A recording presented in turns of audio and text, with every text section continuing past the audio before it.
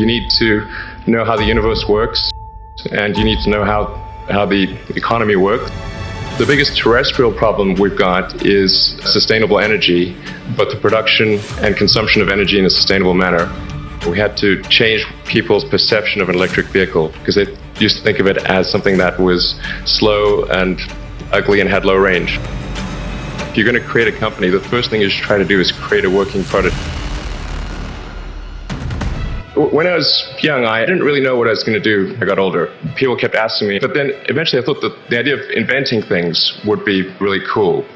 And the reason I thought that was because I read a quote from Arthur C. Clarke, which said that a sufficiently advanced technology is indistinguishable from magic. And that's really true. If you go back, say, 300 years, the things that we take for granted today, be burned at the stake for. Being able to fly, that's crazy. Being able to see over long distances, being able to communicate, having effectively, with the internet, mind of sorts, and having access to all the world's information instantly from almost anywhere on the earth. This is stuff that really would be magic, that would be considered magic in times past. In fact, I think it actually goes beyond that, because there are many things that we take for granted today that weren't even imagined in times past. They weren't even in the realm of magic. So I thought, if I can do some of those things, basically if I can advance technology, then that's like magic, and that would be really cool. And I also had sort of a slight existential crisis, because I was trying to figure out, what does it all mean? Like, what's the purpose of things? And I came to the conclusion that if we can advance the knowledge of the world, if we can do things that expand the scope and scale of consciousness, then we're better able to ask the right questions and become more enlightened, and that's really the only way forward.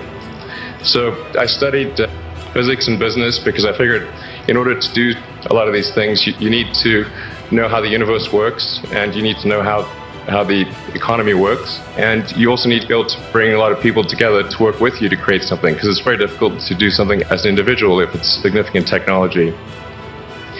So I originally came out to California to try to figure out how to improve the energy density of electric vehicles, basically to try to figure out if there was an advanced capacitor that could serve as an alternative to batteries.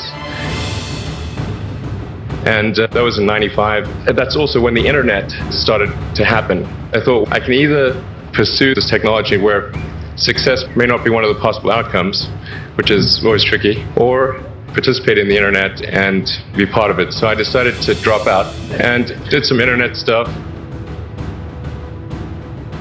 one of which was PayPal. And I think maybe it's helpful to say one of the things that was important then in the creation of PayPal was kind of how it started, because initially PayPal was to create an agglomeration of financial services. So to have one place where all of your financial services needs would be seamlessly integrated and work smoothly. And then we had like a little feature which was to do email payment. And whenever we'd show the system, which was the agglomeration of financial services, which was quite difficult to put together, nobody was interested. Then we'd show people email payments, which was actually quite easy, and everybody was interested. We focused on email payments and really tried to make that work, and that's what really got things to take off. But if we hadn't responded to what people said, then we probably would not have been successful. I thought, what were the other problems that are likely to most affect the future of humanity? It really wasn't from the perspective of to make money. It was really what I think is going to most affect the future of humanity. I think the biggest terrestrial problem we've got is sustainable energy, but the production and consumption of energy in a sustainable manner. If we don't solve that this century, we're in deep trouble. And then the other one being the extension of life beyond Earth to make life multiplanetary. So that's the basis for SpaceX, and the former is the basis for Tesla and Solar City. When I started SpaceX, initially I thought that there's no way one could possibly start a rocket company. I wasn't that crazy, but I thought, what is a way to increase NASA's budget? That was actually my initial goal.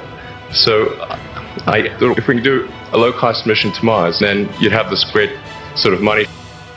So I actually went to Russia 3 times to look at buying a refurbished CVM, because that was the best deal. And I can tell you, it was very weird going to the Russian rocket forces and saying, I'd like to buy 2 of your biggest rockets. So they thought I was crazy, but I did have money. And after making several trips to Russia, I came to the conclusion that That actually, my initial impression was wrong. There's not enough will to explore and expand beyond Earth and have a base and that kind of thing. So after my third trip, I said, okay, well, what we really need to do here is try to solve the space transport problem. And started space. And this was against the advice of pretty much everyone I talked to. One friend made me sit down and watch a bunch of videos of rockets blowing up. Let me tell you, he wasn't far wrong. It was tough going there in the beginning because I'd never built anything physical. I mean, I'd built like little model rockets as a kid and that kind of thing, but I never had a company that built anything physical. So I had to kind of figure out how to do all these things and bring together the right team of people. And so we did all that and then failed 3 times. It was tough going. Because the thing about a rocket is that the passing grade is 100%. You don't get to actually test the rocket in the real environment that it's going to be in. So I think the best analogy for rocket engineering is like if you want to create a really complicated bit of software, you can't run the software as an integrated whole, and you can't run it on the computer it's intended to run on. But the first time you put it all together and run it on that computer, it must run with no bugs. That's basically the essence of it. So we missed the mark there. That first launch, I was picking up bits of rocket in the launch site. It was a bit sad. But we learned with each successive flight, and we're able to, with the 4th flight in 2008, reach orbit. And that was also with the last bit of money that we had. So thank goodness that happened. So we got the Falcon 1 to orbit, and then began to scale that up to the Falcon 9, which is about an order of magnitude more thrust. It's around 1 million pounds of thrust. And we managed to get that to orbit and then developed Dragon spacecraft, which recently was able to dock and return to Earth from the space station. Still can't quite believe it actually happened. The most important things for the preservation and extension of consciousness. I mean, it's worth noting, as I'm sure people are aware, that the Earth has been around for 4 billion years.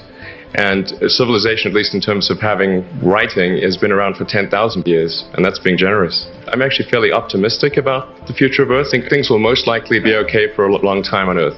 But that's sort of the thing that we're going to try to achieve there with SpaceX. And then the Tesla front, the goal with Tesla was really to try to show what electric cars can do, because people had the wrong impression. We had to change people's perception of an electric vehicle, because they used to think of it as something that was slow and ugly and had low range, kind of like a golf cart.